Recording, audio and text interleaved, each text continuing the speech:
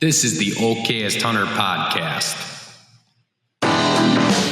Never pass on shooter bucks, because that's just meat in the freezer. It's your tag, you hunt how you want. This is Okayest Hunter.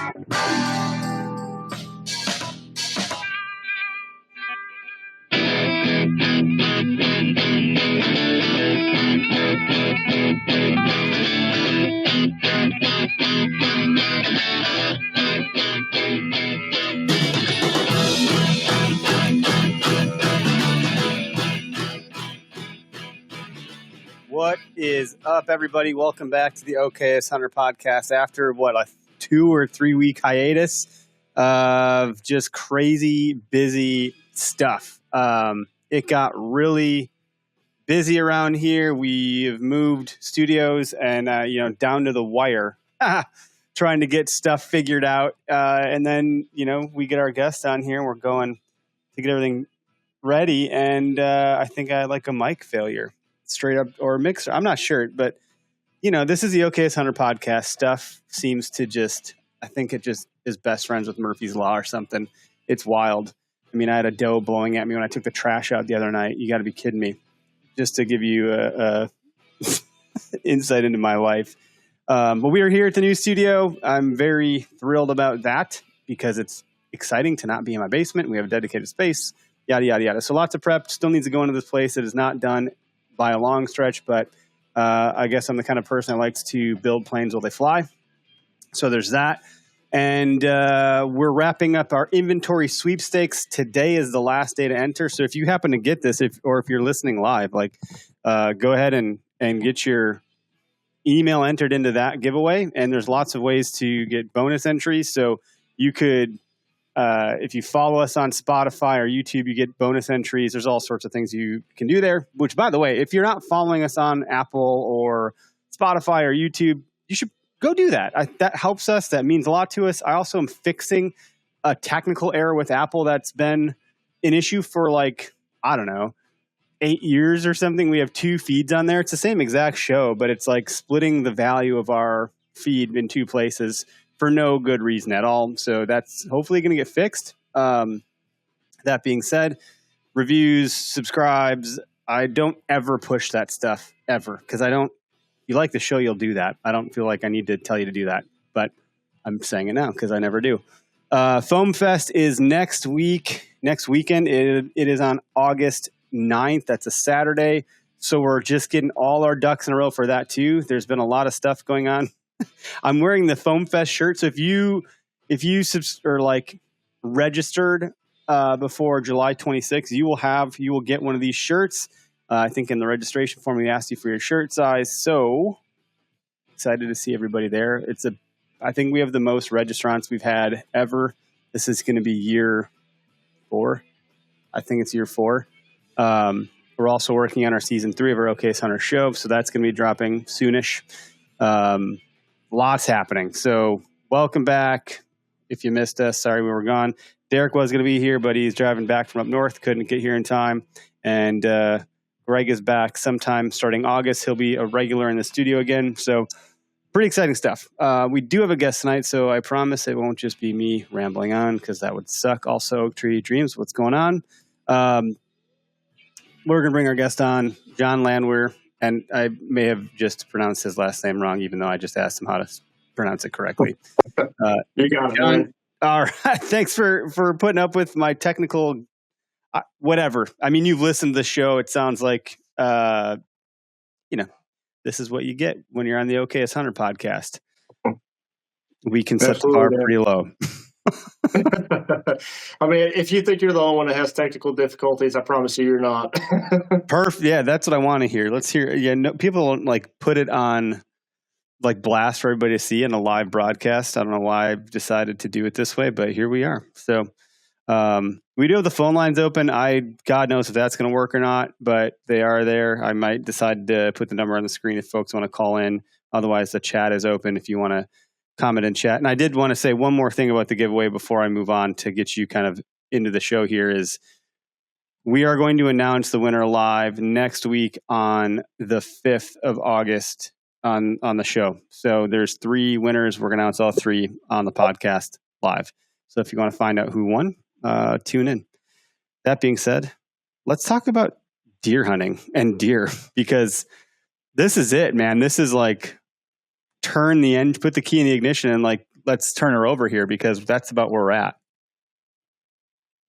Yeah. Yeah. We're just like here in Kansas, man, we're just weeks away. It's knocking at the door. It seems like just yesterday, I was like, oh my gosh, it's so long. Like, can we just hurry up time? And then now that it's almost here, it's like, oh my God, I have this to do. I have this to do. I have this to do. It's like, shit. Have you ever done a power hour? Do you know what that is? No, I do not. I don't know if you're a drinker or not, but it just happens to involve drinking beer. But you take a shot of beer every minute for an hour. Why this is relevant? It sounds like, oh, that's easy. A shot of beer. Like, well, that's stupid. So you set your stopwatch on your phone. You hit go and you wait for 60 seconds to count down. You take your shot of beer, and it feels like it's taking forever. By the end of the hour, you're like, pour the shot. There's only 4 seconds left. Oh my God. Your perception of time is totally different because you're trashed. And I feel like we're drunk on deer. Like, oh my God, we only have like a couple of weeks. Like, let's go. But before you're like, dude, this is taking forever. Like, I'm equating it to that power hour time warp. Yeah, it's like, oh, we got plenty of time. We're plenty of time. And then before you know it, then you've got, this going on and this going on this weekend. And it's like, oh my gosh, when am I going to find time to, get these blinds out or get these stands up? It's like, oh shit. Yeah, it's a lot. Well, why don't you just take a step back. Let's do a formal introduction. Like I think you've mentioned you've been listening to the podcast for some time or following on social. And you recently just kind of like locked arms with the Midwest whitetail guys. So let's talk about your hunting heritage, what you're doing, what you've been doing, and that'll kind of set the stage for where we want to go here. Yeah, absolutely, man. It's like, so I grew up, pretty young around hunting. Shoot, when I was 4 or 5 years old, I was out in the field with my dad doing a lot of upland bird hunting. And I always remember my dad, like, he wasn't a trophy hunter by any means. He used to shoot a longbow, or a longbow or a recurve. I think it might have been a recurve, but he was a meat hunter. Like, he'd go out and shoot a couple of deer every year. I mean, just strictly to feed us kids. Mm-hmm. And that was the only deer hunting he ever did. And so I was raised in Nebraska and until the 6th grade, and then we moved down here to my grandpa's farm. He got put in a nursing home, and so we came over to take care of the farm or whatnot. And I said, coming down here from Nebraska, doing a bunch of bird hunting here, we'd see big deer get up out of the CRP fields all the time and out of the waterways. And that kind of started a lot of fire in me of like, gosh, dang, look at that big old buck freaking run away. Like, dang, I'd like to kill one of them someday. And so a year later, 7th grade, I killed a pretty good 8-pointer, 150-inch 8 with my muzzleloader. And then I just kind of decided that was too easy. so like, let's throw a challenge in here. So then the next year I started bow hunting, and it was an old Browning bow. It was a compound bow, but it was an old Browning bow. So yeah, my 7th grade year during the rut, I killed one, just a, 135-inch 11-pointer with my bow at like 6 yards. He was following a doe on a fence line, and I shot him like 6 yards. And man, after that, it just kind of skyrocketed. After that, it took off, and wasn't ever real picky. Never was a real picky hunter. Good deer, I'm going to kill it. And wasn't until probably about 10 years ago that I'm like, all right, I'm really going to try to target mature deer. And for like 2 or 3 years now, I didn't kill a deer. Because it was like, it's this or nothing. And that's when I think you really kind of learn what you're capable of and figure out what to do, is when you kind of make that jump from, shooting, 2 and 3 year old deer to try to just target only mature deer. So I learned a lot there, learned a lot of failures, learned that tag soup doesn't taste good. Whether you boil it, fry it, anything, tag soup doesn't taste good ever. But, and then it wasn't until about 5 years ago, or no, it was about 7 years ago, I killed my first booner, and the year after that, I killed another one, and then in 2020, I killed my first 200, and then killed another one the year after that, and it's been up until this last year. This last year I struggled pretty hard, but last 5 years, my son and I have been able to hunt 200-inch deer. I mean, pretty much every year. So it's really kind of developed into something that we love to do. And when my son he got into it to only target, certain deer, he realized real quick we've got 10 bucks that are, mature bucks, they're not going to score real high. But then when you only target one specific deer, he learned pretty quick that it's not near as easy when you go after one deer, or 10. It really kind of puts a different spin on things. But we're pretty lucky. We live in a really good area. We live in Kansas, the land of the giants, so they say. I mean, we pretty much target big deer, but that's just our preference. I've got several deer too that are 8-9-year-old bucks running around that probably aren't going to go 140s. But if one of them walks in front of me, they're going to get an arrow. I promise you that. They've given me gray hairs here in my 30s. It's like if you come in daylight, you're going to get an arrow, bud. I love that. It's funny you say that's our preference, and I got to harp on our mission and ethos a little bit because it's somewhere along the way in the beginning. I think people thought with our logo, it's like you guys are just promoting to shoot small deer or spike bucks or meat hunter, and sure, maybe we are. We're also promoting mostly the actual quintessence of the message is just shoot what you want to shoot, and if that's what you're after, like more power to you. Like that's what you should chase. That's what gets you going. And I was talking to someone the other day. Where was I? Oh, I think I was talking to my cousin, who actually was just on the Dropping Pins podcast, Jeremy Clark. We were at a little family reunion type thing we do every summer. And he kills huge deer. Like he's really effective. He uses a longbow and he's incredible. One of the best hunters I probably know personally. And he's like, well, it's not too hard to kill deer. It's really hard to kill mature deer. It's like it's a different animal. And it's all relative, of course. And I was sharing a story how I had drawn back on a 2.5-year, 8-pointer. Great public land buck. That's why I drew back on him. I drew back on him 4 times, and I finally got a shot, and I whiffed. I just went over his back. And then, an hour and a half, 2 hours later, a mature buck showed up. And I was maybe a little overconfident because I had drawn back on a buck 4 times and it was all good to go. I barely twitched and this big one pegged me instantly. And I was like, what the hell? I was like, I didn't even, how did you see me? What were you doing? And it's like, well, that's a different animal. That is a different deer to be hunting. And when I experienced that, it clicked for me to a degree that I was like, ooh, I want to figure out how to get you because people close to me know that I'm incredibly competitive and I am just naturally a driven person, blah, blah, blah. But I challenge accepted is how I feel. I really want to just see that I can do it. And the guy up here on the wall I got it done. I wouldn't say there's luck involved with that kind of stuff. It was 140-inch. It's my biggest deer that I've gotten with the bow, but everything had to go right. And, they're just definitely harder to kill. They're operating at a different level. So hats off to you, the fact that you can get that kind of stuff done. But let's talk about that a little bit because everyone's at different stages in their hunting journey. And for those that are looking to get a little bit, we have a lot of DMs. People just send me DMs the other day, they're still trying to kill their first deer. So I don't want to say killing deer is easy because if you haven't done it yet, it feels just as hard as me maybe trying to kill a mature buck. I went glassing with my kids last night and I can't glass the areas I thought I was going to be able to because there's corn there now. I drove all the way out there. I was like, shit, I can't see anything, guys. There's no way. It was beans last year, it's corn this year. And I'm thinking how is that going to change what these deer are doing? Because beans brown early, corn will go a little bit later and they can bulk up on that right before the rut almost.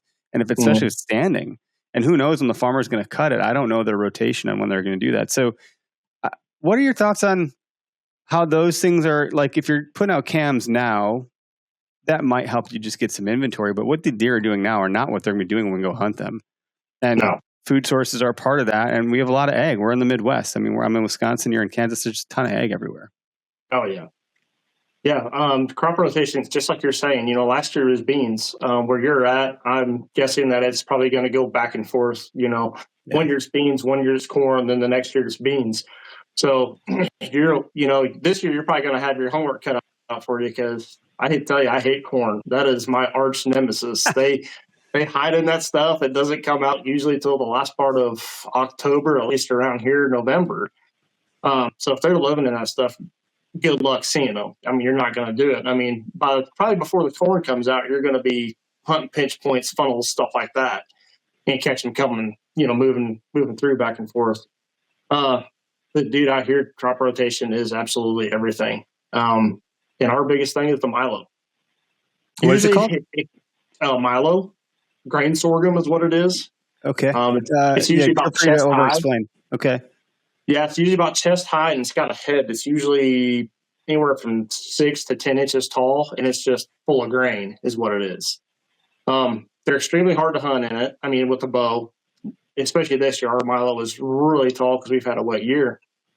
And so shooting them inside the Milo fields with the bow is just next to impossible. So, you're going to have to set up to and from water or wherever else that they're going. If you've got corn out, maybe in a feeder or something, you're going to have to catch them in between there. And the hard thing about this Milo is that they bed in it.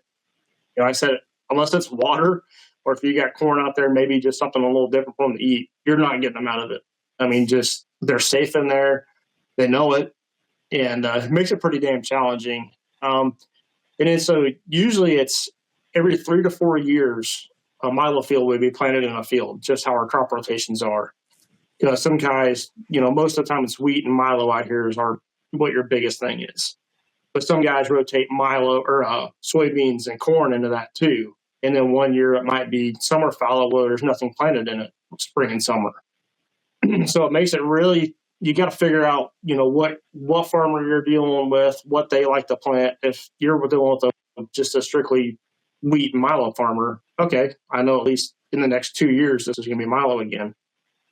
So we really base a lot of our scouting off of those. When the farmers are out planting their crops in the spring, I'm basically stalking them. Like, okay, I know where you're going to plant, or I know you're planting this field of Milo right now because it's, the first week of June. So I know that this field is going to be Milo. So right there from jump, when I know that farmer's out there planting Milo or whatever, scouting starts right now. Historical data, whatever we have from the last time it was Milo, I go right back to all those trail camera pictures. And usually what I've gotten to do the last 3 years is anytime I've got a shooter show up daylight or even at night, what the temperature is, what the wind direction is, everything. And I've got a notebook that I keep all this stuff in. And so now when I know that it's planted to a certain crop, I can go back and look, okay, well, this buck was in the area, when it was 90 degrees or whatever. And I can kind of base all my scouting off of that. And that helps a lot, just having kind of those little extra things to where you're not going to think you're going in so blind. Like this year I've got, before the Milo's ever headed out, because, once it shoots that head of grain or whatever, they kind of move to it. So this year we've kind of preemptively moved our stands and our blinds to these areas that we know that they frequent when it's Milo. So that way, when I know that these deer move to this food source, I'm not in there putting scent in there, nothing. I mean, everything's ready to go. We got a big one show up. Okay, it's time to go kill him. So it's like a preparation. I mean, it probably sounds like a lot. I mean, but once you do it for a few years, it's kind of almost a second nature. And I mean, that's just how we roll now. Yeah, you get kind of used to that ebb and flow of, And just to be clear, so the audience knows, it's public that you're hunting? Because you're talking about the farmer's crop, or are you talking about private? But then if there's crops around you, that's impacting how the deer traversing your property. Yeah, so mostly everything that we hunt is private. There is a couple of public land places. I hunted a really big one a couple of years ago on public. But mostly everything that we've got is private. We don't have a ton of public around us. How many acres are you hunting? Oh, geez. All in total, probably, I've got access to probably 10 or 12,000. Oh, shit. That's a lot. Yeah.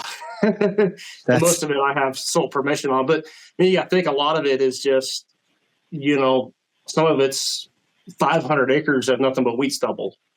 I mean, there's no trees, there's no cover on it, no nothing. Realistically, like what we actually hunt every year is probably maybe 1,000 acres. I mean, that's actually going to hold deer for that year. Okay. That whittles it down a bunch, but that's going to be tricky. So then, like in terms of hunting style, I know before we got on here, you're talking about, you could do ground blind, ground and pound, spot and stock, tree stands. That like what when the crop's rotating and it's crazy, man. I work in this industry. I breed this industry. I'm obsessed with whitetail to like the nth degree. I don't know if it's just because it's not a Wisconsin thing, but I've never heard of Milo. I'm like, I got to figure that out as to what that actually is. That's a new one for me. But what style or approach are you going to be taking given the crop information, or what would you take in previous years in a different scenario, like corn's your arch nemesis? So like, what does that look like in terms of like how you're attacking it? So number one is I'm going to try to get into a tree. I mean, that's my favorite way to hunt. If there's any way to hunt them from a tree, that's how we're going to do it.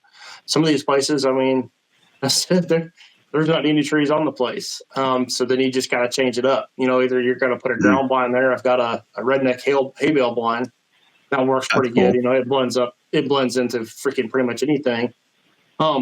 But I mean, honestly, some of these big giant milo fields, if they're living in it, I mean, we're gonna stalk them. We're gonna do our homework before season. We're gonna watch these fields, kind of see how they move through them and where they're bedding.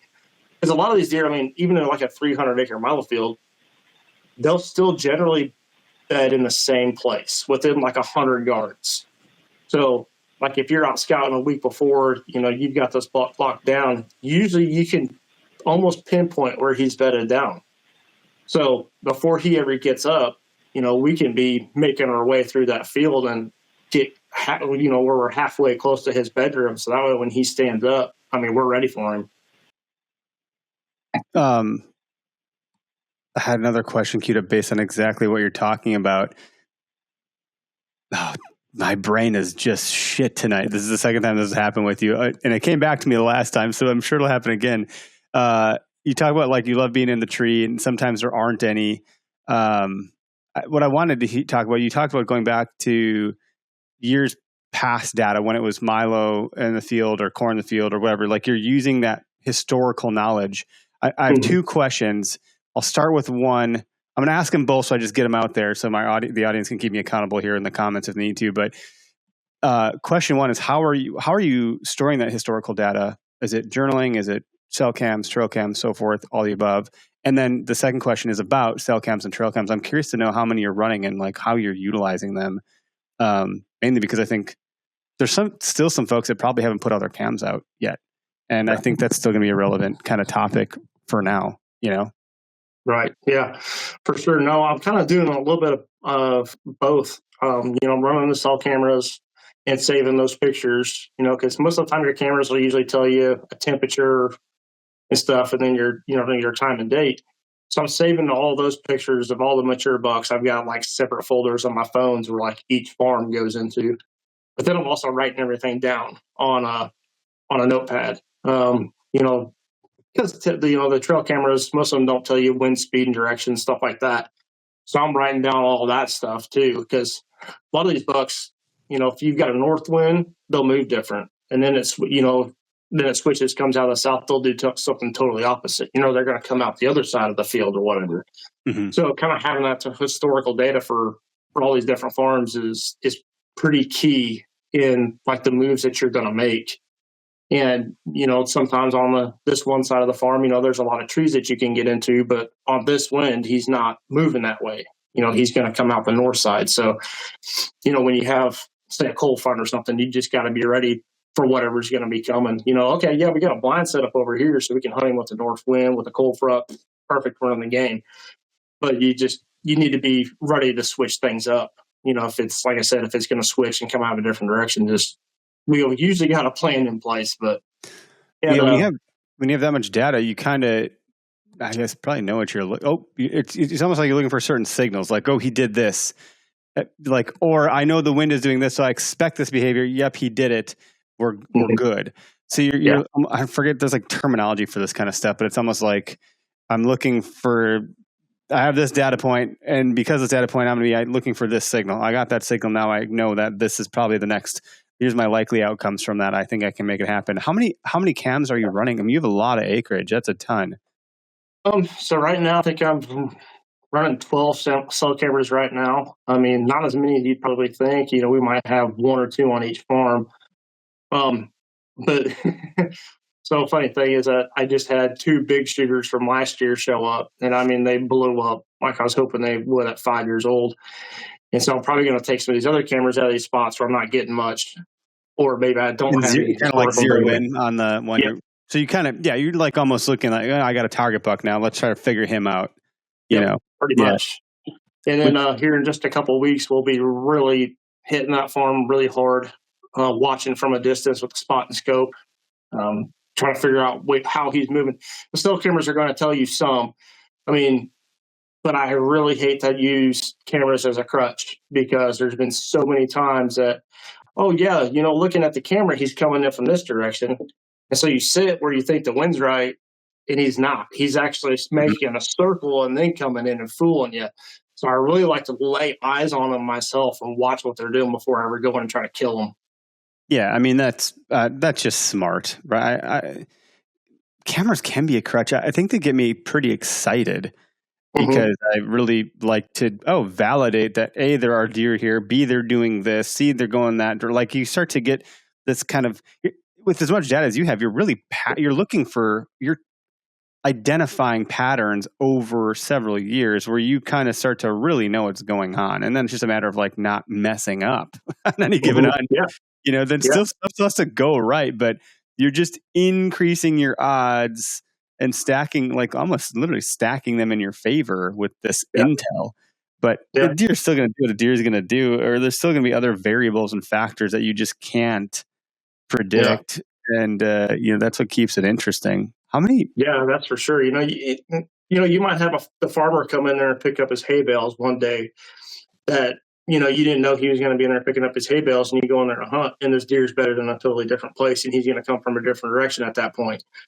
So like I say, or a cow could bump them out of their bed. I mean, there's 1,000 different things that could throw a wrench into your plan, but if you've got, if you've done your best and done your homework, it really helps you out. Of course, there's always some luck. Lady luck is always involved in what you're doing. But like I said, if you can be just prepared the most that you can, it really increases your odds of seeing that deer.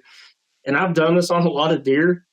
And I'm not gonna lie, probably 50% of them just whoop my ass. Like I think I know what they got going on, and then nope, and then you end up bumping him. Like, oh crap, he was bedded up by the old shed this morning. Like, what the freak were you doing here? And then you don't see him for a week.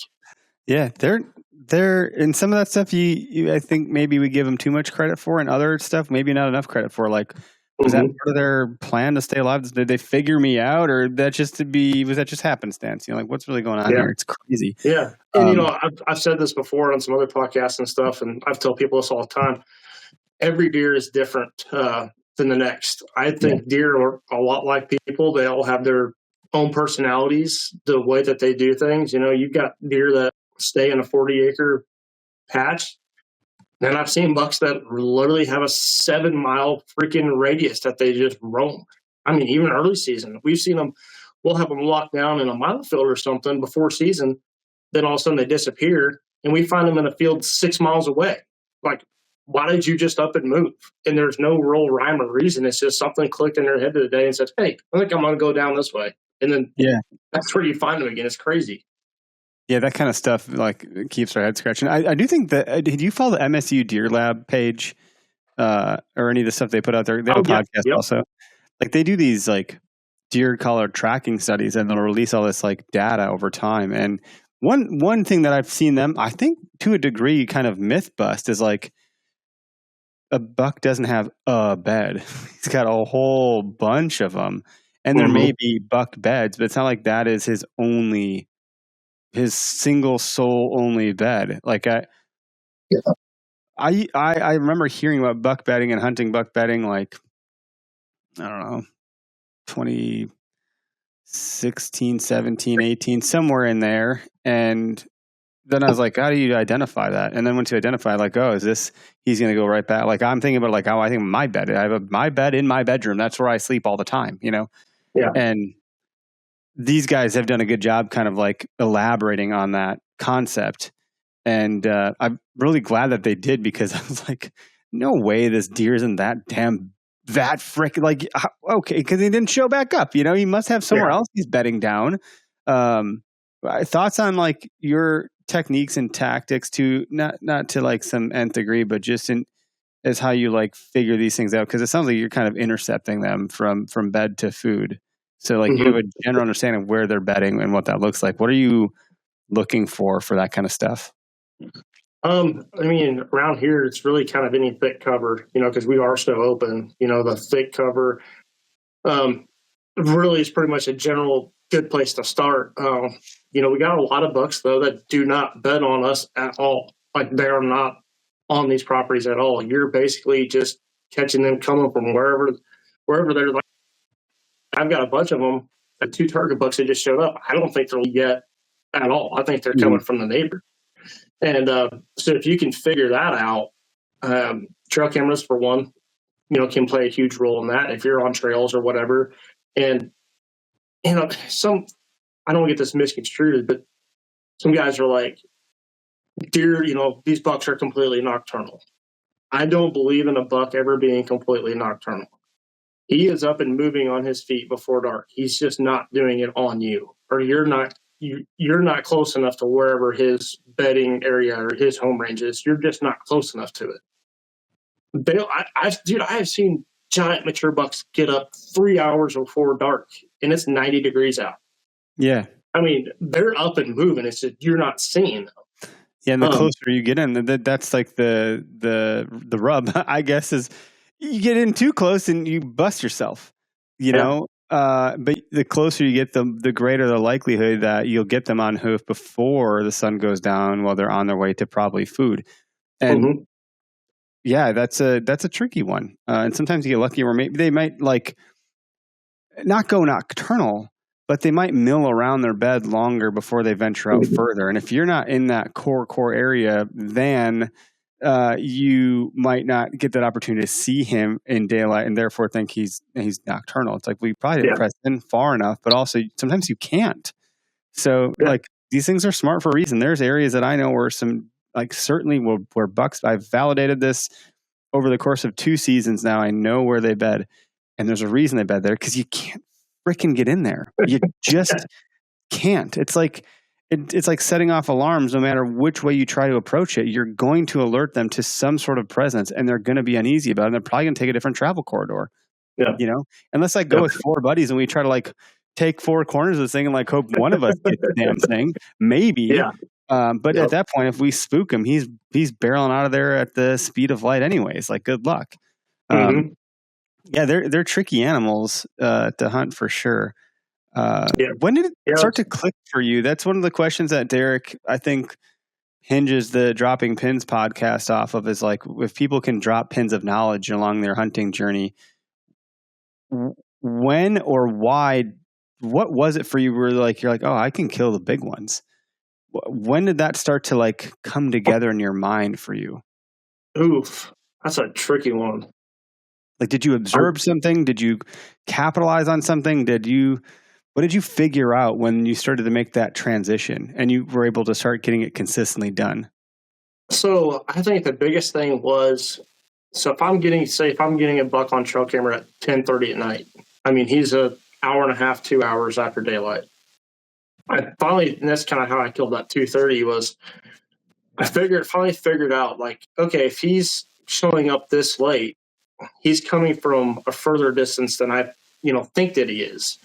So then you start just kind of almost backtracking. Okay, I know he's coming from this direction, but how far?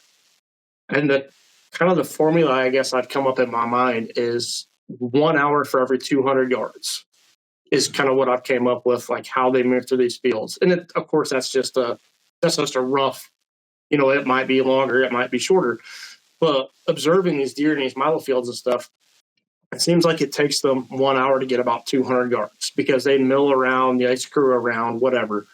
And so I've incorporated that into pretty much everything that we've been doing for the last 5 years. And it has helped our success rate tremendously because it's like, okay, he's showing up here. Okay. In the morning, he could be a half a mile away.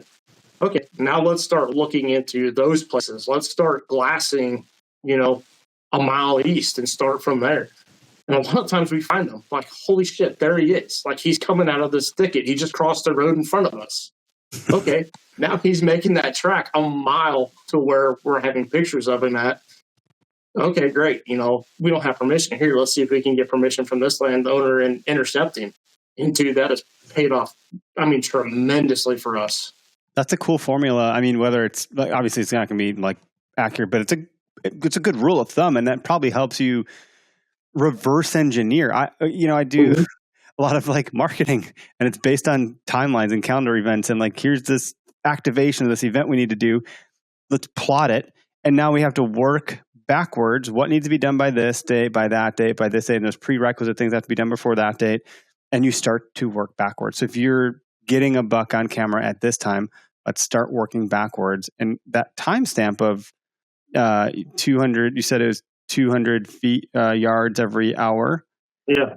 Even if you're off by a little bit, if you start just backing your cameras up or putting some more into that path that you think they're taking based on the topography and the terrain and the forestry and all this stuff like that, it's like, okay, well, boom, we got them. Now we just got them an hour earlier. And so now you're increasing your odds of how far you can back your way up into that interception. That's cool. Yeah. And, Kansas, we're legal to put out corn and stuff like that. So the one thing I found out was that we found this out last year. We kind of just tested this is some of these bucks, they don't hit a bait pile or something until after dark. It does not matter. Period. They had a bad experience or they know something here is not off or is off, and I'm not coming in here until after dark. So we had 2 big shooters on camera, and they were just right there at the cusp of daylight. 10 minutes after legal shooting light. Okay, let's take our feed pile or whatever. Let's back it 200 yards closer to where we know they're coming from. No. 10 minutes after daylight or after legal shooting light, boom, they were there again. It's like, what the heck? So we moved it further. Same thing happened. Okay, cool. Now we know what we need to do. So we kind of just went backwards of what we just did. The original spot where we had them coming in, that's just cusp of daylight, we put it back out there, had them hitting it. So we just moved our whole setup 300 yards west, and sure as shit, Blake had a shot on him the very first day of youth season. Came in broad daylight and got a shot. So you were moving the bait pile closer, like that theory we just talked about, but that wasn't making a difference to them. They're like, no, we're comfortable eating in the cover of night. We're not going to eat in daylight. But you still were able to backtrack and intercept between that bait pile and where they're coming out of. That's pretty interesting. It doesn't work for all of them. I think you just have to figure a deer out. Because they have such different personalities. Like that first 200 that I killed, I kind of started to notice a pattern in him. He disappeared. I got pictures of him in July, and I didn't get another picture of that buck until October, the first week of October. He came back. He was a weird one. So I just noticed when I'd go out and put feed out, he would daylight for 2 nights in a row. He would daylight. And then every time after that, he would not daylight. Like for whatever reason, he was, dark after that. So I was just started to notice this pattern. And we were like right in the middle of harvest on the farm. And I told my boss, I was like, I got this deer figured out. Like I can go kill him. Can I leave work early tomorrow? He's like, yeah, sure. If you think that you can do this, go for it. So that morning, you got a good boss. I went down. Oh, yeah. So that morning, before I went to work, I went out there, dumped a bunch of corn out and everything. And dude, like I've got a loud jacked up pickup. I was revving this thing up, spitting kitties out in the field and shit, just making all kinds of noise. And sure as shit, that deer daylighted 2 hours before dark, and I killed him that night. Holy shit! Yeah, that's incredible. Yeah. How fun! You gotta have a good taxidermist on speed dial or something like that with the. I don't want to know what your taxidermy bill is killing deer like this. I couldn't. I would probably wouldn't even shoot that big a deer all the time because I don't think I could afford it. Dude, my wife does not like it. I trust me, she does not like it. I'm sure she doesn't. She's like, "Are you kidding me?" Because I don't know, it's $600 to $800 to mount a whitetail, and you get that big, you're not mounting them. Holy shit. Yeah, that's for sure. I think we've gotten at least one mounted every year for the last 7 years, and sometimes it's 2. So, holy cow! Yeah. What do you do for work? Where your boss is like, "Hey, you can go." That's cool. So I don't work for him anymore, but I used to work for a farmer. Okay. That he was like, "Oh, I'll call up so and so and have them drive semi, so that way you can leave early." So that was pretty cool to be that flexible with it. But now I've got a job where I only work till 4:00, so I can go hunting every night. Oh, you're good to go. Yeah, that's great. Yeah, except for when it gets dark sooner and sooner, it's like it's getting a little harder, but you can maybe cut out early or something. Yeah. So what? The other, you have your son, and your son's 13. So you said he has been hunting since he was 4. I want to shift gears a little bit into some of the things that maybe you've messed up along the way, not to put you on blast or anything like that. But we talked about, hey, everyone's got technology issues. Maybe you're just not seeing it all the time or whatever. And the fact that you're filming and working with Midwest whitetails, I don't know what the prerequisites are to work with those guys in that capacity, but you got to be doing something right. I'm asking a lot of, I don't know what I'm asking, but is your son incorporated in that? Is it just you? What's permissible? What's not? Are you able to bring some of the humility of being a hunter into that mix, and to what degree? I'm curious because they put out super polished content. I mean, their stuff on social. The deer are incredible caliber. They've been around for a long time. A lot of guys have spun off of that. The hunting public, I think, came from Midwest Whitetails, if I'm not mistaken. They have a reputation, and I believe it's a good one by and large. So I'm just curious your thoughts on that whole kind of paradigm. So that was what was really cool about Midwest Whitetail too, is that Blake was welcome onto the team just as much as I was. He's killed some really good deer, and so that was really cool to be able to incorporate him into everything. And he's actually going to be my cameraman, and I'm going to be his cameraman. So I mean, we're doing some training and stuff. And at first he was like, "Oh, it's easy. Just turn on a camera and go." I'm like, "No, it is not that easy." We got to bring down some of the cockiness a little bit. We got to get you trained up. Yeah, exactly. So, and I mean, I'm sure that I'm going to be self-filming it sometimes, and self-filming. I don't know if you've ever done it, but it takes stuff to a whole different difficulty trying to get a kill on film and everything. And so that's going to make it a lot harder. So I'm hoping that he can go with me pretty much all the time. And so that's going to be really cool. I'm really excited for that.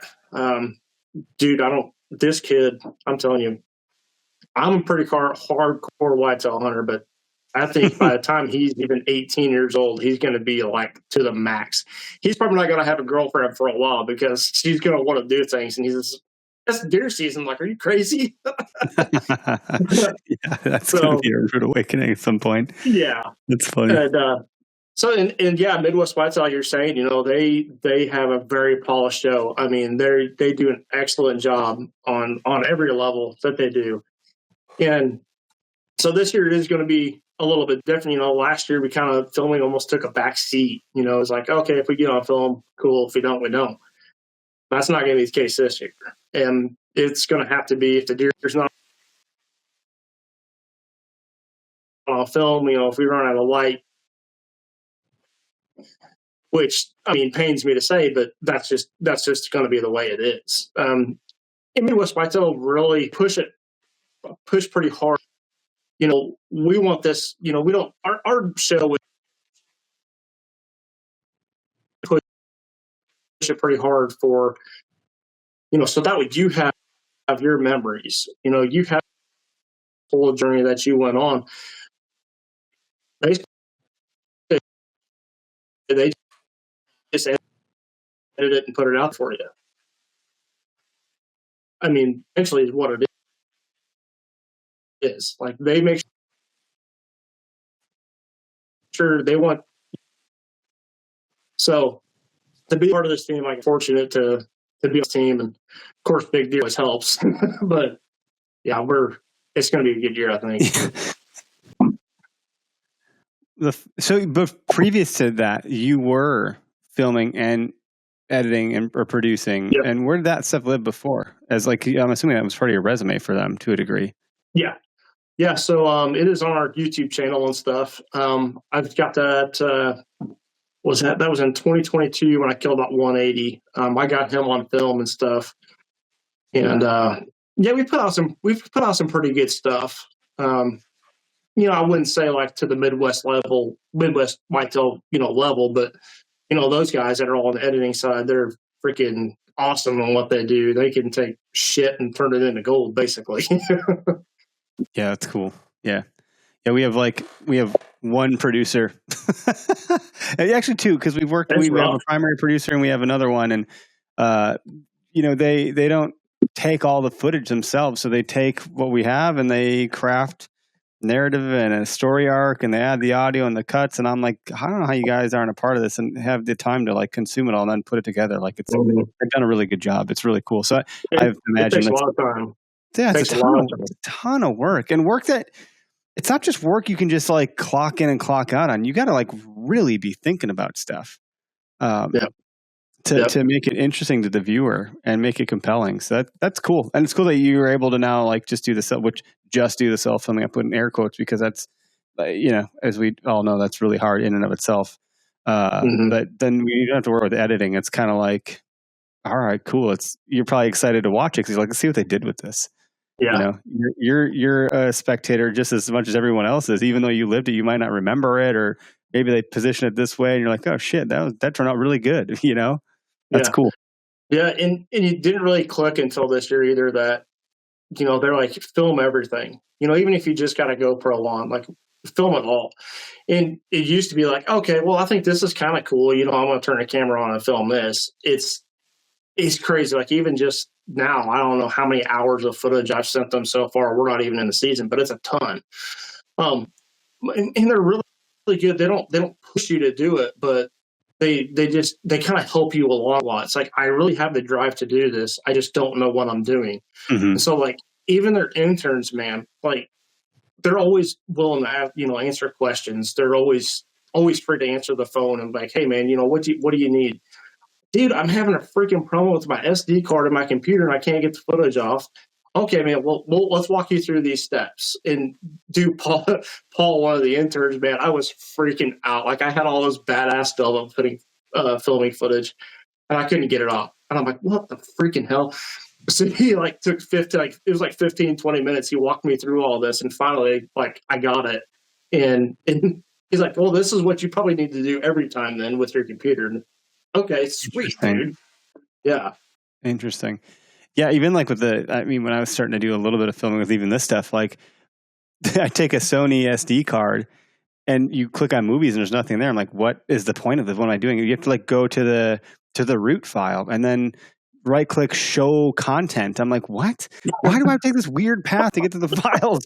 But like, it's not as straightforward as you'd think for half of this stuff. People have, people have no idea, but like, there's a lot more that goes into stuff than I think a lot of folks care to consider, even like what you're talking about. So it's interesting. Is there anything else that you feel like, we should hit on while we got you here? That, you feel compelled to like share while you got the mic, so to speak? Oh, absolutely, man. We've been talking about shooting big deer. And like I said, I'm pretty fortunate enough to, we put in a lot of work. I don't want to undersell. We work our asses off. From the time season closes to, the time it ends. We're working our tails off to try to kill, big mature deer. But, a lot of these guys are like, oh man, I got a 150. I know he's not, as big as the stuff you killed. I'm like, bro, do you know how big it's all relative, man? Yeah. Dude, a 150 is a monster. Dude, I remember when the deer back here behind me, he's high 140s. I remember when I killed that deer, like it was my biggest deer to date. I was over the freaking moon, dude. I was calling everybody like, hey, come look at this monster I just killed. Hunt your hunt. If it's a 110-inch deer, if it's a 200-inch deer, hunt your hunt and do it the way you want to. I see so much bashing going on. I even just watched a YouTube video today where this guy shot a pretty decent, 150-inch buck, but he shot it with a crossbow. Dude, there were so many comments in there like, oh, I was going to watch it till the end, but then I saw the crossbow in the tree. Dude, if it's legal and you want to do it, do it. I mean, I have an interesting thought about the crossbows, which I've hunted from the ground and I'm like, man, if I had a crossbow right now, this would be actually pretty badass because I feel like I could get really in there and just, let it rip.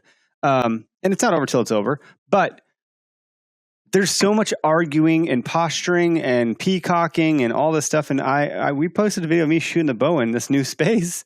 And look, man, I was just ripping one down real quick just to get it. I was like, I know my bow is not on. I haven't shot it in a while. And I was like, well, I might as well just get a group real quick since I'm here and let's mess around.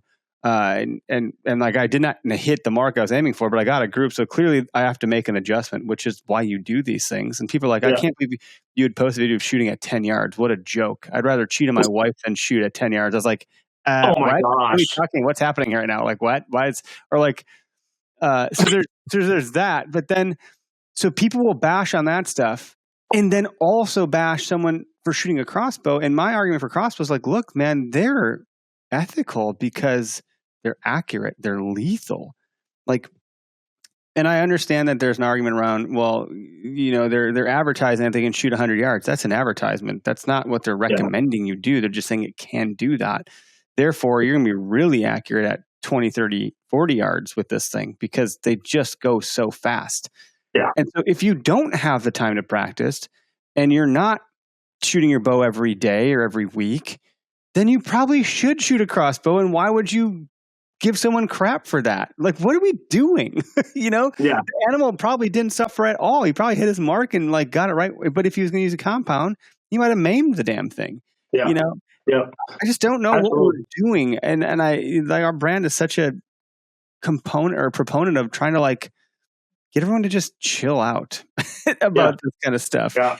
Well, and I just told my guys this just the other day. It's actually the guys from Midwest Whitetail. I mean, I told Paul, I was like, is it Midwest Whitetail or is it Midwest Bowhunter? He's like, Midwest Whitetail. I was like, good. Because I guarantee you, if I find a giant in a mile field and I can't kill him with the bow, Daddy's going to break out the muzzleloader and I'm going to go smoke him. I mean, if you've got a 170 or bigger deer in a mile field and like, oh, well, I can't get him killed with a bow, so I'm not going to kill him. No, I'm pulling the muzzleloader out and I'm going to go roast him. Sorry. If I get hate for it, then I do. And that's okay. That's different. Yeah. People will accept that. But also, I think the crossbow hate probably comes from you used to only hunt with a crossbow if you had a bum shoulder or if you were old because you had to get a doctor's excuse or you had to have a certain age. And so I think it has a bit of that stigma there. And even that bothered people because I think, and I've written about this, about how ego can kind of create some problems, but it's almost like you get a bit of a sense of entitlement. And with that, then comes a little bit of paranoia. And you're like, well, if they're hunting the same season I'm hunting with what is basically a rifle or as accurate as a rifle in terms of range and capability, then they're going to take deer that I was trying to have a challenge at with my longbow or my compound bow. And don't get me started on compound versus crossbow. Compounds are pretty freaking technology driven. They can do a lot of damage. But that kind of mindset of you're taking I want more for me, or you're taking opportunity away from me because and that might be true. That really could be. And so I just don't think it's worth bashing. I think there's a better way to have that fight if that's what you're concerned about. Yeah, I think, and this is just my opinion, the only bashing that there should be in the hunting community is if you're a poacher. I mean, you're shooting deer from the truck window or whatever illegally and using thermals and stuff. Yeah, I don't agree with that. Yeah, let's play by the fucking rules. Let's play by the rules. And if that's a rule that's permissible, for crossbows, then it's part of the game. And if you're mad about it, then go pick up a crossbow. I don't know. What are you doing? But poaching, there's no room for that. You can't break the law. That's You can't do that. You can't trespass. You can't do shit you're not supposed to. You can't shoot at night with the spotlight. Come on. And people joke about that stuff, and it's a little bit humorous. Like, I got a tool for that. It's called a spotlight. Ha ha. Funny. Yeah. Like if someone's actually doing that, like that's not funny. That's a problem. It's a problem. Absolutely. Yeah. Yeah. Like I said, if it's legal and you want to do it, I mean, I'm a well-able-bodied guy that can shoot a compound bow. Do I prefer to shoot a compound bow? Absolutely. But, there's a lot of guys that I've known over the years, they suffer from, they get in a bad car accident or something and they can't pull their bow back. Okay. So it's because they can't just, are they a piece of shit for hunting with a crossbow that year? You never know someone's story. They might look well and good, but like you just don't know what, like, so you're going to start you can't, the lead foot can't be the bash because you don't know. You just don't. That's like saying I'm going to T-bone this asshole on the road because I have road rage and they're driving like shit. They're trying to get to the hospital because their newborn is like having a problem in the backseat. Now you just killed a family. Like you can't let rage be the first foot you put forward and be an asshole. You got to everyone needs to take a breath and like look around before they cross the road and enter this like dialogue. Yeah. Well, it's just like, my wife, she probably could, if she decided that one day that she won the deer hunt, she's not going to be able to pull a bow back. I mean, she's got autoimmune disease and stuff. She's not going to be able to pull a bow back, and her shoulder's probably not going to be able to handle the recoil from a higher caliber rifle to shoot a deer. Okay, so does that mean like, well, you're just not going to get to hunt then? We're not. We don't shoot crossbows in this family, so you're just not going to be able to hunt. Because you want to. We're not using that weapon. That's shitty. No, we're not doing it. I think that's bullshit. I mean, I agree. Really? Mm-hmm. I just don't care. And I think like it does the animal more favors than it does the hunter. So if it's going to be a lethal kill, like that's what I would, if you don't have the capacity, capability, patience, persistence, understanding, know all, like to pick up a compound and a crossbow's for you, good for you. At least you're out there doing it. You're buying tags. You're of the cloth at that point. I don't. Yep. And if you're going to judge them, you don't have to do it and like judge them in your head. Like you could think whatever you want. And you can also give healthy crap. You can also like, I'm not saying we're such a brand where like we're woke and we're like, you have to be nice. It's also like you can give people shit, but there's a difference between like giving people shit because they're your friend and like genuinely meaning it. And there's always a little veil of truth to a joke. Like if you're going to say something's a joke, there's some nuggets of truth in there. You probably do feel that way, but also you can razz people. That doesn't work on the internet when it's someone you don't know. Absolutely. It doesn't work. Well, it always cracks me up. I see it on like the Kansas Hunting and Fishing Facebook page all the time. Some kid posted, with their 110-inch buck, their first buck or whatever, and there's people on there talking shit like, "Oh, why did you let your kid shoot that?" And then what I think is really funny is that when you go look at their page, and that's all the kind of deer that they shoot. Like they want to bash somebody for shooting a deer that size, but that's all they killed their whole life. Supposed to be said. Like that's what someone told me, and that's what I'm going to tell you. And that, like at some point, it's gotta get mitigated, and it's not going to stop. It's never going to stop. I'm not that delusional or ignorant. Like it's not going to stop, but we can reduce it, and we can just make positivity louder. And I think by and large, we've done a decent job of that. Our audience takes care of most of it. Facebook is a different beast, and we've gotten wild shit over there. For sure. I mean, people on TikTok are nicer than people on Facebook. People got to chill out. Like if the post is going to make you that mad, you need to maybe you should go shoot your bow and calm down. Like touch grass or something, whatever the saying is. That's what I always tell people. If you don't like what you're seeing, keep scrolling, buddy. There's more down there to see that you can. That might trip your trigger. Like, holy cow, my grip wasn't right on my bow. Okay, well, maybe tell me what wasn't right about it so I can fix it instead of just tell me I'm an idiot. Guess what I'm not going to want to do now, It's wild. So yeah, that's a whole topic, and I could probably weave that in every damn episode because I always got some sort of gear to grind. But what are you most excited for this season? What's kind of on the horizon for you? And where can people like check you out and all that stuff too? Where can we kind of get a glimpse of what you got going on? So probably the thing I'm most excited for there is just taking filming to a whole nother level. Like I said, we've done a ton of filming so far this year. That's the biggest thing for me this year is, man, I can't wait to kill them with a camera. I mean, just to show everybody kind of what we're doing and stuff. That's what I'm most excited for. And yeah, you guys, everybody can follow me on Instagram. Just the Jon Landwehr 88, I think is what my handle is there. Do have a YouTube channel as well, so you can look me up there. And then, I mean, pretty much, if you're not following Midwest Whitetail, I'm not sure what you're doing, but hopefully here shortly in the next couple of months, you'll be able to see the stuff there on the Midwest Whitetail regional side.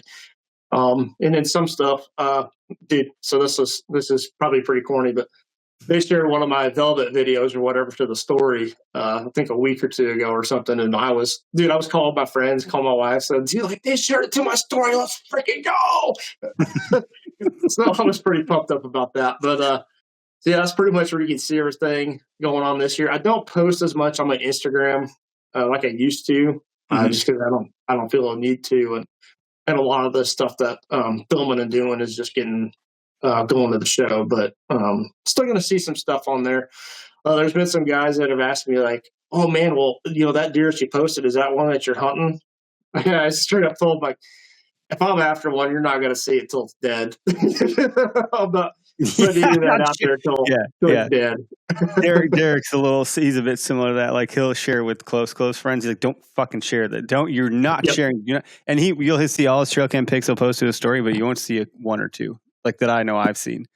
And it's like, he's like, I'm not sharing this deer until I kill it, dude. Like, I'm not telling people I'm onto this thing because then people kind of generally know kind of maybe where he's at or whatever. And yeah, it's interesting. Yeah, when I text my buddies, I'm like, hey, who's sitting next to you? Nobody. Why? Okay, I'm sending these pictures. Don't forget send it to nobody. You know they share it. They're probably like, dude, look at the buck that my buddy's got, And sometimes it's like circles that are so far removed that like I'll share stuff with my dad. My dad's not telling anybody anything. He's not sharing stuff to social. He's certainly not going to share a picture of a deer to anyone that's going to like, it's different. And so there's probably a little bit of that going on, but it's probably all safe. It's not like we're Lee Ellis, you know what I mean? Right. But when you start to get some stuff that goes out on their channel, please send it to me, tag us. I just want, I'm not like, now that I've talked to you, I've not talked to anybody at Midwest Whitetails before, not for any reason other than like it hasn't like come up. And we are really we just do our own thing. So like when you had reached out, I was like, yeah, let's do it. I'm just so in my own little like bubble that I don't tend to look out, and I kind of enjoy that because I'm not trying to chase stuff. Like I don't care. You know what I mean? Like I think maybe in the early days I was like, we got this guest, we got that guest. I don't care about that anymore. It's all fine. But that's not what we're after. So I don't chase that stuff. But I do appreciate the stuff that we all put out because it is good. And I want to see what you put out. So when it happens, like please send me a note or something so I can take a look. I'll be excited to watch it. Absolutely, man. And I'll make sure that you're in the part of the group chat or whatever when we put one on the ground this year. So Hell yeah, dude. And that'll be rough for me because I don't like deer like that. I've never seen a deer that big on hoof ever. Well, he might not be huge, but I mean, we're hoping for a mature one for sure. Yeah. This is Blake's first year hunting with a compound bow, so I mean, if it's a good deer or whatever, and it comes in and Blake looks at it like, "Dad, can I shoot him?" Send an arrow, bud. You gotta get the reps in. This guy was my first deer with a bow ever on public land. Crowded public land around here, and like I was freaking completely through the moon jacked, and no one could have told me otherwise. And people did. People tried. Like, this is what you're proud of. It's like, yeah, this is what I'm proud of. Are you kidding me? You know how hard it is to kill a deer in public land. So I mean, even if it's shooting a freaking doe with a bow, I mean, it's hard. Let's not undersell. I mean, doe aren't dumb. Clearly, yeah. Yeah, a lot of times they're the worst ones because they're the tree lookers most of the time. Sometimes I swear they walk with their head sideways, looking up at the tree just to see if the freaking guy's sitting in one. Yeah, we've educated them pretty good with this kind of stuff. It's funny. Figure. No, it's all good stuff. Well, yeah, no, thanks for taking time out and dealing with our schedule change. I had a work meeting I couldn't miss that I didn't realize I needed to be a part of on Tuesday. Otherwise, I would have been in here then, which probably wouldn't have gone well because I was barely ready today. And I had come in here like Wednesday evening. I think I came in here to like get some more stuff moved a little bit, and then I came in here again today. I was like, I got here at 4:30, in hopes that we would be ready by 6. And I texted you at like 6 or 5:50 Central Time. Yeah, I was like, in a few minutes, I'm like still messing around with this camera up top because it like wasn't working. And then all my mics broke. I was like, geez. So it all worked out. But no, I appreciate you taking the time and like having the grace to be flexible with our crazy schedule as we kind of get our feet under us here. So. Yeah, absolutely, man. No problem at all. I understand how this shit goes for sure. It's no joke. But so thank you again, and we'll stay in touch. This will be posted in podcast land tonight. We produce the same night that we record. It just takes a little bit of effort after we're done. And if you guys have anything, any questions for Jon, reach out to him. It sounds like you're active on Instagram. You're probably just not posting as much, but you're definitely there checking stuff. So, absolutely. Cool. Well, appreciate it, man. All right, man. Thanks for having me on. Appreciate you, brother.